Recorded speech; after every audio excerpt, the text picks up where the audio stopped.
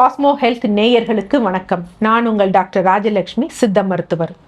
So இளமையாக இருக்கணும் அப்படின்னா காயக்கற்ப மூலிகையான இஞ்சி தேன் ஊறலை எப்படி எடுக்கணும் அப்படிங்கிறத தான் இந்த பதிவில் பார்க்க போகிறோம். ஃபஸ்ட்டு இதோட ப்ரிப்ரேஷன் மெத்தட்ஸ் நான் கிளியராக சொல்கிறேன், நல்லா இது பண்ணிக்கோங்க. ஃபஸ்ட்டு என்ன பண்ணணும் அப்படின்னா, இஞ்சியை நல்லா யூஸ்வலாக மண்ணெல்லாம் இருக்கும், அதனால நல்லா கழுவிடணும்.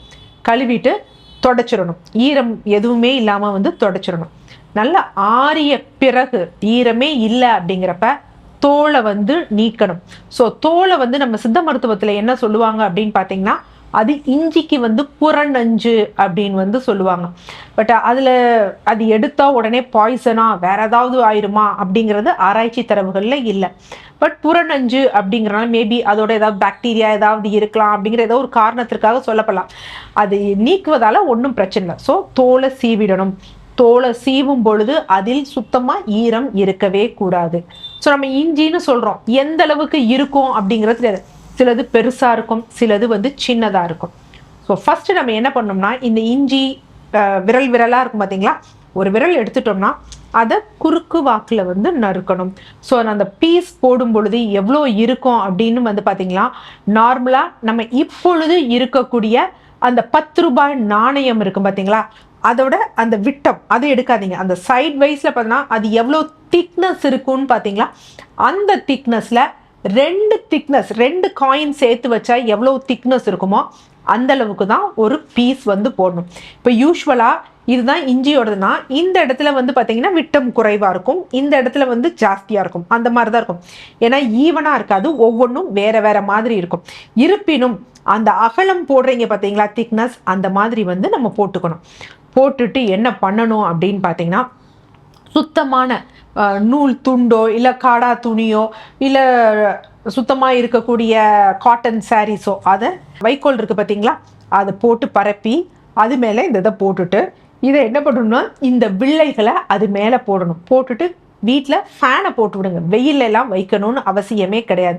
ஃபேனை போட்டு விட்டுறீங்க அப்படின்னா கிட்டத்தட்ட ஒரு நாள் இதானாலே அது நல்லா ட்ரை ஆகிடும். ஸோ ட்ரை ஆனதை எடுத்துட்டு திருப்பி மறுநாள் வேற ஒரு கிளாத் மாற்றிட்டு அதில் வைங்க. அந்த வாட்டர் டீஹைட்ரேட் ஆகிருக்கும்.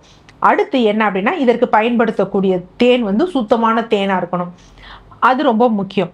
இப்போ இது எவ்வளோ நாளைக்கு ஒரு தடவை ரொம்ப பண்ணி வைக்கக்கூடாது, வீக்லி ஒன்ஸ் பண்ணாலே போதும். ஸோ நமக்கு எவ்வளோ தேவையோ அவ்வளோ பண்ணி வச்சுக்கலாம். ஸோ ஒரு கண்ணாடி பாட்டிலில் இதை போட்டுட்டு தேனை அதில் ஊற்றணும், ஊற்றி மூடி வச்சிடணும். ஸோ முடிஞ்சால் டெய்லி என்ன பண்ணுங்கள், வெயிலில் வச்சு எடுங்க. ஸோ இந்த ப்ராசஸ்லாம் பண்ணி இன்னைக்கு நான் ஊற வச்சுட்டேன் அப்படின்னா ஒரு 2 days வெயிட் பண்ணுங்கள். செகண்ட் டேலேருந்தே நம்ம எடுத்து சாப்பிட ஆரம்பிக்கலாம். எவ்வளவு சாப்பிடலாம் அப்படின்னு நம்ம கணக்கு பார்த்தோன்னா, நான் சொன்ன மாதிரி ஒரு இடத்துல விட்டம் இவ்வளோ இருக்கும், ஒரு இடத்துல விட்டம் பெருசாக இருக்கும். யூஸ்வலாக சப்போஸ் இதுதான் நம்மளோட அதோட அகலம்னு வச்சுக்கோங்களேன், இவ்வளோ அகலம் இருக்கக்கூடிய ஒரு இஞ்சி துண்டுன்னு வச்சுக்கோங்களேன், இதில் ஹாஃப். இது எத்தனை சாப்பிடலாம் அப்படின்னா 3 சாப்பிடலாம். இல்லை இதை விட கொஞ்சம் பெருசாக இருந்ததுன்னா 2 துண்டுகள் சாப்பிடலாம்.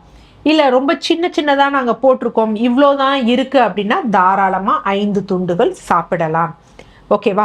அடுத்து இதை டயபெட்டிக் பேஷண்ட் சாப்பிடலாமா வேண்டாமா அப்படின்னு பார்த்தோம் அப்படின்னு வச்சுக்கோங்களேன். யூஸ்வலாக இதில் என்ன அப்படின்னு பார்த்தீங்கன்னா, இதில் டீஹைட்ரேஷன் ஆயிடுச்சு இல்லை. ஸோ அந்த ஸ்பேசஸில் ஒரு வெற்றிடம் இருக்கும் பொழுது தேன்லேயும் கொஞ்சம் மாய்ஸ்சர் கண்டென்ட் இருக்கும், அதுதான் இதோட போய் பைண்ட் ஆகிட்டு ஒரு கோட்டிங் மாதிரி கொடுத்து கொஞ்சம் லைட்டாக ஸ்வெல் ஆகும், ரொம்ப ஆகாது.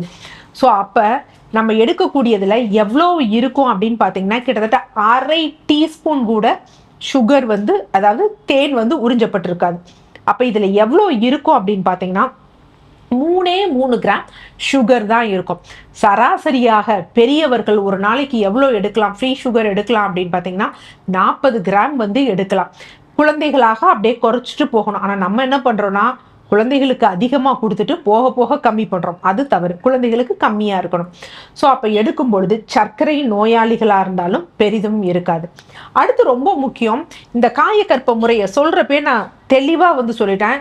எல்லா உணவுகளையும் எடுத்துட்டு எடுக்கக்கூடிய உணவுகளில் பத்திய முறை உணவில் வந்து புளிப்பு, உப்பு, காரம், இனிப்பு இதெல்லாம் வந்து அவாய்ட் பண்ணுவோம். ஸோ அப்போ பத்திய முறையாக நம்ம உணவு எடுக்கும் பொழுது நார்மலாகவே நம்ம பிளட்ல இருக்க பிளட் சுகர் லெவல் சீராக இருக்கும். இன்னொரு விஷயம் என்ன அப்படின்னா, நீங்கள் இந்த காயக்கற்ப உணவு முறைக்கு நம்ம சைடாக ஃபாலோ பண்ணுறப்ப நார்மலாகவே நம்ம ஸ்ட்ரெஸ் லெவல்லாம் வந்து குறைஞ்சிருக்கும். ஸோ அதனால நம்ம ஹார்மோனலும் பேலன்ஸாக இருக்கும் பொழுது ரத்தத்தின் அளவு சீராக தான் இருக்கும். இது சாப்பிடுவதால் எந்த பிரச்சனையும் கிடையாது. அடுத்து சிலர் கமெண்ட்ஸில் வந்து போட்டிருந்தாங்க, ஐயோ இது சாப்பிட்டா அல்சர் பேஷண்ட்ஸ்க்கு பிரச்சனை ஆகுமா அப்படின்னு. இது நம்ம என்ன பண்ணிட்டோம் அப்படின்னு பார்த்தீங்கன்னா, நம்ம எடுக்கக்கூடிய அளவு ரொம்ப கம்மியான டோஸ். உணவு முறையும் வந்து பார்த்தீங்கன்னா நம்ம காரம் இதெல்லாம் பத்திய உணவு முறையாக எடுக்கிறோம். ஏன்னா அப்போ தான் ஃபுல்லாக இதோட பெனிஃபிட் நமக்கு கிடைக்கும் அப்படிங்கிறதுனால எந்த பிரச்சனையும் கிடையாது. இதில் 2 சத்துக்கள் இருக்கு. ஒன்று வந்து என்ன அப்படின்னு பார்த்தீங்கன்னா ஜெரும்போன், மற்றொன்று என்னன்னா ஜிஞ்சரால் அப்படின்னு இருக்கு. ஸோ இது இந்த ஜெரும்போனுக்கு நிறைய ஆன்டிபாக்டீரியல், ஆன்டி மைக்ரோபியல் நிறைய இருக்கு. பட் இந்த 2க்கும் பொதுவான ஒரு விஷயம் என்ன அப்படின்னு பார்த்தீங்கன்னா, அப்போட்டோசிஸ் அப்படிங்கக்கூடிய சைக்ளிக் பாத்வேல வரும். இது பண்ணுது. இது என்ன பண்ணுது அப்படின்னா, இப்போ ஒரு செல் இருக்குது அப்படின்னு வச்சுக்கோங்களேன், அந்த செல் வந்து பார்த்தீங்கன்னா டேமேஜ் ஆயிடுச்சுன்னா அது அப்படியே அங்கேயே இருந்தது அப்படின்னு வச்சுக்கோங்களேன், அது மற்றதுக்கும் தொந்தரவு பண்ணும். என்ன பண்ணும், இந்த ஒன்றுக்கும் உபயோகம் இல்லாத செல்லை டிஎன்ஏ வந்து என்ன பண்ணும், காப்பி பண்ண ஆரம்பிக்கும். ஸோ அதுதான் மோஸ்ட் ப்ராப்ளி என்ன அப்படின்னு பார்த்தீங்கன்னா கேன்சராக வந்து மாறுவதற்கு வாய்ப்பு. ஸோ அதை தடுக்கக்கூடிய தன்மை வந்து இந்த ஜெரும்போனுக்கும் இருக்குது, இந்த ஜிஞ்சராலுக்கும் இருக்குது அப்படிங்கிறது ஆராய்ச்சி தரவுகள் வந்து சொல்லப்படுது. அதனால தான் இது காயக்கற்ப முறை. நம்ம செல்கள் டேமேஜ் ஆகி நல்ல ஒரு இதை ஃபாலோ பண்ணுறப்ப கேன்சர் எல்லா வகையான நோய்களையும் வந்து தடுக்கக்கூடிய தன்மை வந்து காயக்கற்ப முறையை எடுக்கும் பொழுது இதற்கு பலன் இருக்குது அப்படிங்கிறத வந்து சொல்லப்படுது. அது இல்லாமல் இதில் இன்னொன்று என்ன அப்படின்னா, ஆன்டினோசிசப்டிவ் அப்படின்னு ஒரு தன்மை வந்து இந்த ஜெரும்போனுக்கு இருக்கு. இந்த ஆன்டினோசிசப்டிவ் அப்படின்னா என்ன அப்படின்னு பார்த்தீங்கன்னா, அதாவது எந்த ஒரு மருந்துகள் கொடுத்து நம்ம யூஸ்வலாக வலி குறைக்கணும் அப்படின்னு வச்சுக்கோங்களேன், நமக்கு மயக்கம் மாதிரி ஏதாவது கொடுப்பாங்க, அதை நம்ம சுயநினைவை வந்து இழக்கிற மாதிரி இருக்கும். அந்த மாதிரி இல்லாமல் வலியையும் குறைத்து சுயநினைவு நம்ம தன்மையும் இழக்காமல் இருக்கக்கூடிய தன்மை இதை தான் ஆன்டினோசிசப்டிவ்னு சொல்லுவாங்க. அதுவும் எதுக்கு இருக்குன்னா இந்த ஜெரும்போனுக்கு இருக்கு. ஸோ அப்படி இருக்கும் பொழுது இது அல்சர் வூண்ட் அந்த பெயினை வந்து பெருசாக ஆக்காது. அது இல்லாமல் இந்த ஜிஞ்சராலில் என்ன இருக்குது அப்படின்னா, ஹீட் ஷாக் புரோட்டீனை வந்து இன்க்ரீஸ் பண்ணுது. இந்த ஹீட் ஷாக் புரோட்டீன் என்ன அப்படின்னா, செல்கள் சேதம் அடையும் பொழுது சில புரோட்டீன் டேமேஜ் ஆகும். அதை தடுக்கக்கூடிய தன்மை வந்து அந்த ஹீட் ஷாக்கை தடுக்கக்கூடிய புரோட்டீனை உற்பத்தி பண்ணக்கூடிய தன்மை வந்து இந்த ஜிஞ்சராலுக்கு இருக்குது.